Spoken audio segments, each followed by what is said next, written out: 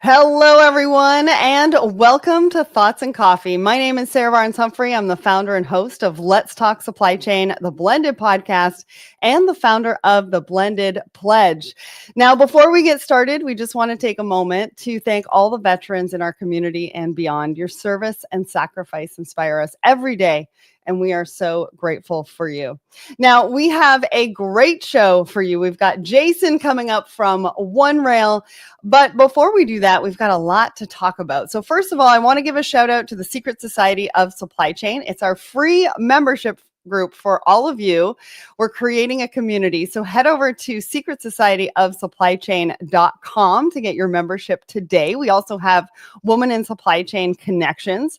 And I want to give a shout out to our newest Secret Society of Supply Chain members. That's Susan Harrison. We've got Kevin Higgins, Samira Alhoni, and Jessica O'Kane. Welcome to the community. Now, for anybody who's listening right now, please let us know where you are tuning in from. Put it in the comments. We'd love to know. And then obviously, if you love our conversation today, we want to see some fire emojis. We love fire emojis here at Let's Talk Supply Chain. So make sure to put those in the comments and we'll give you a bit of a shout out. All right. So first, we are going to get to our newest episodes. Now, congratulations to Let's Talk Supply Chain and all of our team, because we hit 500 episodes last week, and we did it with a Woman in Supply Chain episode with featuring Angela Woody. So go and check that out. We talk about all about her career journey, what that's been like in supply chain. So wherever you listen and watch the episode, Let's Talk Supply Chain on YouTube or over on Apple and Spotify, go check out that episode.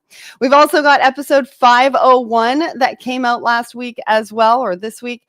Uncover hidden inefficiencies and opportunities with Pallet Alliance. Now, if you missed our live stream a couple of weeks ago, pallets are a key part of your supply chain strategy. So head on over, listen to this episode, because if you haven't thought about your pallets in a while, I would highly recommend you go and check out what they have on offer to keep your supply chains moving.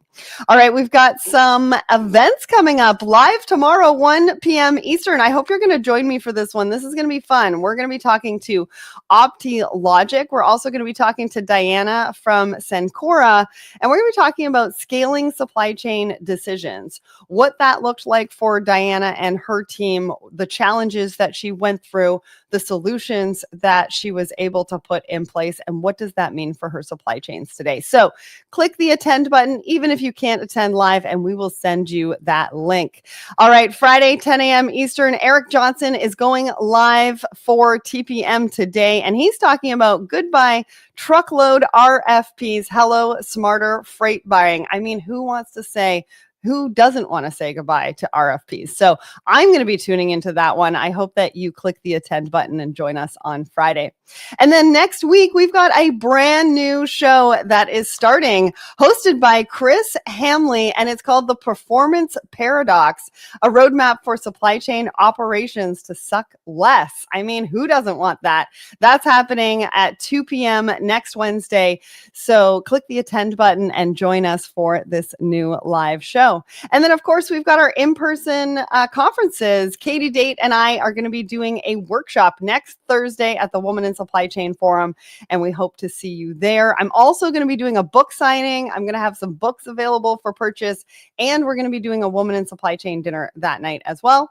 And then, of course, in February, we've got Manifest in Vegas. That's February 9th through 11th. It's where all the connections are going to be seen in supply chain. So go and check that out and register today.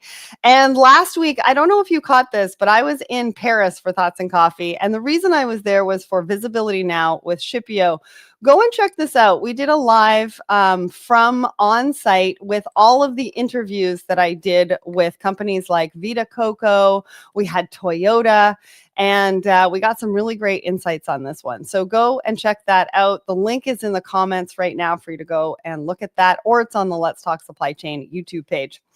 Last but not least, we've got two more things to tell you about. I've got a brand new monthly pop. This is my LinkedIn newsletter. I think it only just came out out this morning, and we're talking about the book that went #1 on Amazon last week. So go and check that out. The link is in the comments.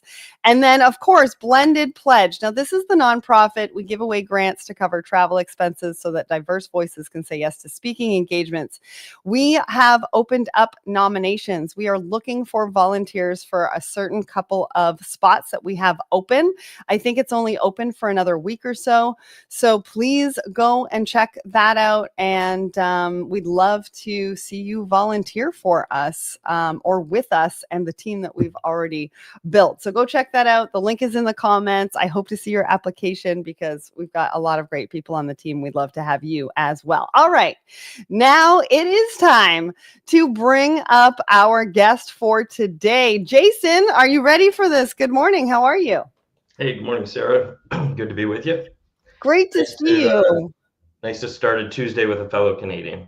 Right. And we got our first fire emoji. I don't know who it's from because it says LinkedIn user, but we got our first fire emoji. So whatever I was talking about at the top of the show, it's only going to get better. All right. So for anybody who doesn't know who you are, tell them who you are, what you do, and a little bit about OneRail. Sure.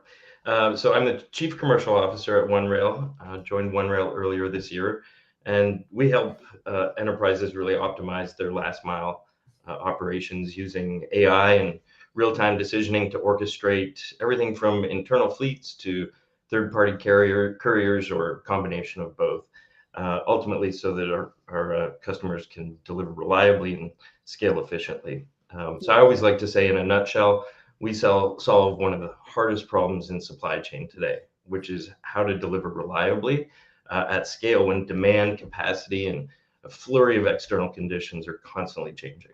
Yeah, and with all sorts of innovation and fun. I have worked with OneRail on a number of different occasions in a number of different ways, and we're always having a good time talking about last mile. You're always so focused on security and risk management, research, innovation, and it's one of the things that I really, really enjoy about working with OneRail. So I'm super excited for you to be here, and we've got a lot to talk about today. But first, I know we usually go into the poll, but we created this fun post the other day, and I thought it would be fun to find out what sign Jason is. So what's your sign, Jason? I'm a Taurus.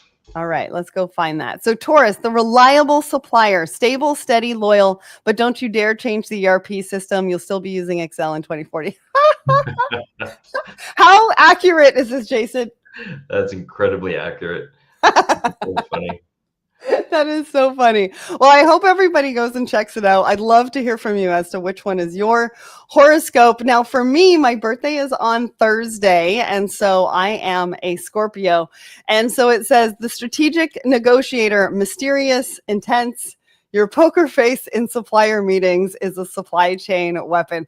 I don't know if I necessarily agree with that because I don't really have a poker face. I'm going to be honest. I kind of wear my heart on my sleeve and everybody kind of knows what I'm thinking just from my eyes. So I don't know how accurate that is, but we'll go with it. We'll go with it. If there's any other Scorpios in the audience, I want to hear from you because I want to know if that's accurate. All right, let's get into our poll of the week. Now, we'll ask everybody a question every single Wednesday morning on our Let's Talk Supply Chain LinkedIn page. Now, the question is, how confident are you that your supply chain partners follow the same data security standards your company does? Now, we had about 44 votes on this one, and I thought we were going to have a lot more votes. However, this indicates to me that most people who saw this poll didn't really know how to answer and wasn't sure whether they should or not. So 43% of you said somewhat confident, 39% of you said not very confident, and then we had a tie. 9% said very confident and 9% said completely unsure. And this is why I think we had a lower voting this time. Jason, what do you think about this one? I'm shocked. I'm right. Yeah, the idea that, what's somewhat confident, not very confident. That's just a tremendous amount of folks who are relying on partners where they don't have the same confidence as they do in their own security standards. I'm surprised. Yeah. I would think you'd be holding your partners, as if not more accountable than you're holding your own enterprise from a security perspective. So, got to say, totally floored. Yeah, and we're going to talk about this a little bit later on in the show. And the reason why we decided to ask this question, especially having you on the show, knowing what we were going to talk about today in and around the AWS outage.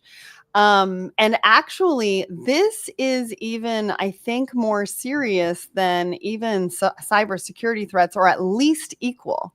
Right, Jason? Yeah, I think it's at least equal.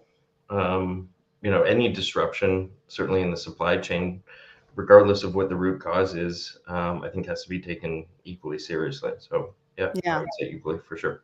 Well, and I think the interesting thing to note too is that we talk about how we want more collaboration. We want less silos. We want more collaboration. And part of that is data sharing. And part of that is the infrastructure that not only businesses and supply chain are curating themselves and their tech stacks, but then also who they're relying on as far as vendors and partners to be able to integrate so that that information is free flowing.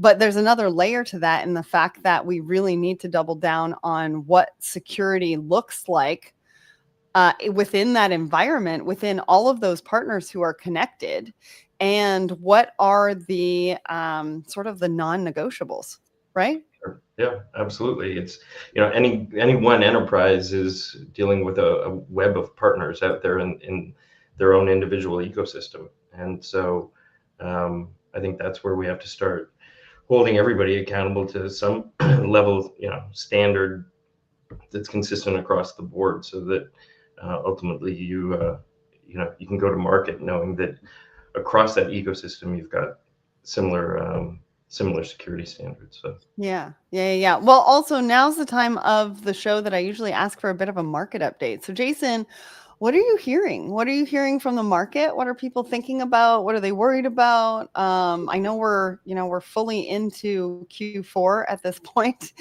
We're sort of looking down the end of the year, but then also looking at into 2026. There's a lot of preparations going on for that. So what are you hearing? What are you seeing? Talk to us about that. sure.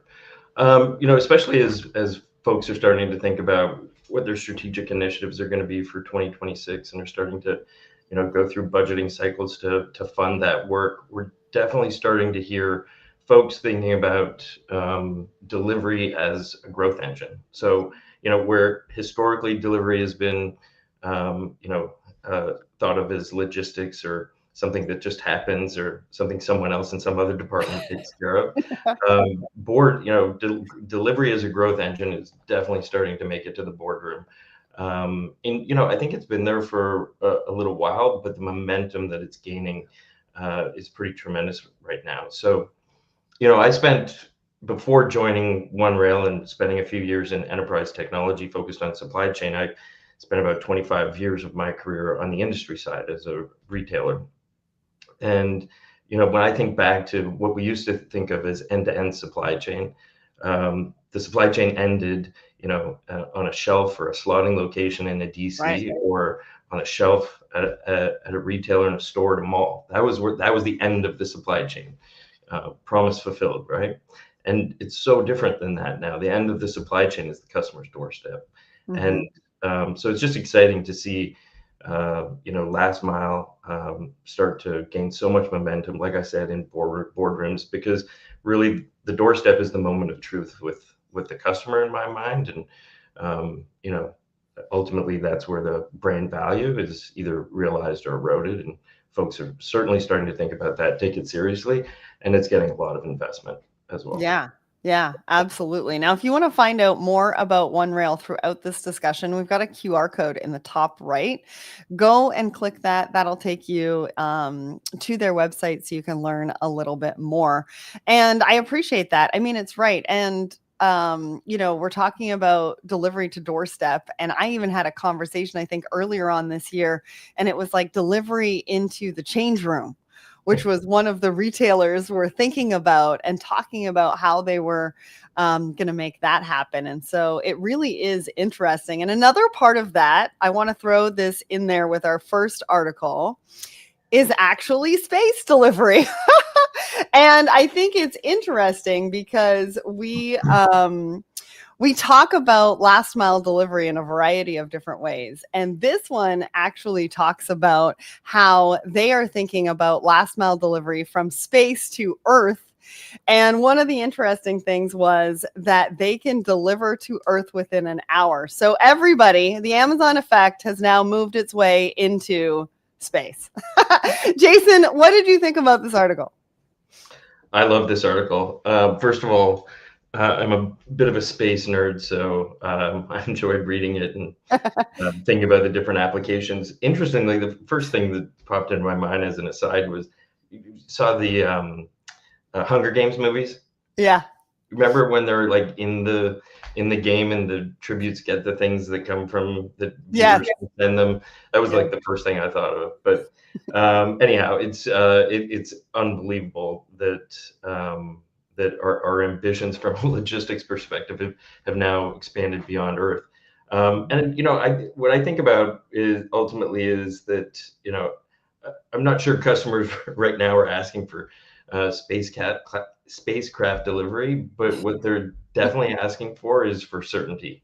And that's one of the things I loved about this article, because it really highlights the importance of speed and optionality, and and as everyone, different retailers and distributors have had to follow the Amazon effect, we're undoubtedly going to have to follow this effect at some point in time. And so to imagine what that translates to on Earth, and the flexible capacity that's going to be required and the real-time responsiveness that's going to be required, I think is pretty interesting. So it was a fun article. I enjoyed it. Yeah, I really liked it. What they were talking about is how they can move 500 pounds of cargo from orbit to Earth in less than an hour. But what they're talking about it as, they talk about it as a flagship spacecraft, but then they also say that they're building a logistics platform. So I was like, I don't know if the people who are building this, I think the company is called ARC, if they have a supply chain background or not. So it'd be interesting to see how they determine a logistics platform. So are they building the craft itself, or are they also building this platform that can also enable, deliveries and logistics to and from Earth to space or back again? Good opportunity for OneRail to collaborate with ARC. The other thing I liked about the article was they were talking about how they could hold cargo in space orbiting for 4 to 5 years. Yes. Until needed, which I thought was interesting because, in supply chain, from an earthly perspective, we talk about pre-positioning inventory as forward in the supply chain as possible. So now we can pre-position inventory in space. For 5 years. Right. And then they were like, we can bring the cargo down on command and it's precise landing. They talked about it being reusable, which is really cool. Cool. But realistically, they also said at the end of the article that the first mission is not till 2026. So I think we are all waiting with bated breath to see how this goes and what that actually looks like. Because it sounds cool. I mean, right now they're looking to deliver, I think, medical kits and drones. I don't know why medical kits would be in orbit and then needed on Earth. Wouldn't they leave Earth to go to? Anyways, I have questions. I have lots and lots of questions from this article, but I thought it was really interesting in the fact that we're talking about last mile delivery today. We're talking about innovation. We're talking about security. We're talking about interconnected networks. And now we have to think about potentially space down the road and how we're going to interconnect that into what we're doing in supply chain. All right, let's get to this article because we named this show after this article. Your team did a great job on this, by the way, because I think that as supply chains are getting more connected, as we need to take a look at the infrastructure, not only internally, but externally and who we're working with, this is becoming extremely more important. And we talked about this a little bit earlier on in the show. And I remember on this day, I was watching Good Morning America, and Robin was talking about how she couldn't play Angry Birds because of the AWS outage. That was one of the ones that was affected. And so it was interesting to listen and see who was affected and how they were affected and why. So talk to us about this article. Why did you write it? Why is it so important to point this out? What is about it that we need to talk about today? Sure. Again, I'm going to go back to my retail industry experience for a quick moment, and I'm thinking back to, as a C-suite member of one particular retailer, we went through multiple days of simulating a data breach, and when I think back, I shudder to think back to that experience.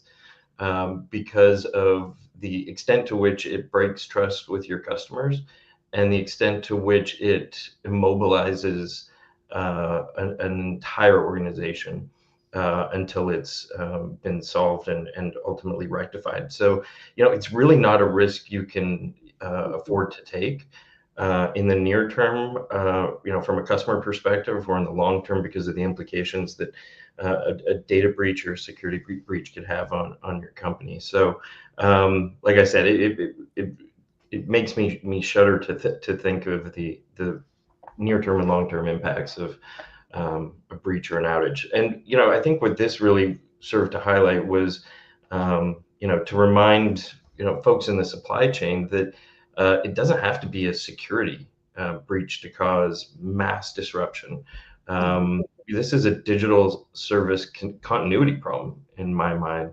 And if your brand or if your platform goes dark, it's your brand that's going to absorb that cost. So I think that's why, not I think, I know that's ultimately why we built OneRail with a few different things to help. First of all, layered redundancy. We've got multi-carrier orchestration, and then our ISO certifications from a security perspective are just a tremendous asset as we go to market, because it from the minute one instills so much trust in our customers and prospects. So listen, you at the end of the day, you can't scale your last mile without systems that you can trust under stress. And I think we all got a bit of a wake-up call with this AWS outage. Yeah. And like I said earlier in the program, the extent to which we all have and manage and are responsible for webs of data exchange, we've got to be holding folks accountable to the highest level standards. And otherwise, unfortunately, we just saw just what can happen. Thankfully, it was a relatively short outage and was fixed relatively quickly. But imagine something like that happens and it's not an easy DNS fix, right? Yeah. That can go on for days. Well, and the loss that they reported, or that you reported in this article, was, I think, just over 581 million. Now, that is the loss in dollars. However, there's a lot of other risks and things that happen that we might not even think about. And one of the things that jumped out at me was the SLA violations. So when we're working with other companies, this happens to me, this happens with everybody's companies. If we're working with partners, if we're working with vendors, there's usually an SLA in place that talks about data and securing the data and data privacy and what happens and who's responsible. And these violations can come with some really hefty fines. And we don't really think about it, right? Because a violation could be that you're in a platform on an unsecure Wi-Fi network, right? And people are doing that all the time because we're traveling and we're doing all sorts of different things. And so it's just a couple of things to think about in the fact that not only this outage caused a lot of SLA violations, it can happen in everyday life as well. And so I think when you use the word trust, that is a word that I've been talking about in almost every single tech conversation that I have had, and I have a lot. And I think, you talking about this ISO around secure, what is it? So I want to say congratulations, because you have an ISO, you're the recognized standard around, I think it's security. Is that right? Yeah. The information security? Yes. Awesome. And that's important for a number of different reasons, because we talk about trust. So how do you get instant trust with not only your customer, but also the team that's going to use the platform?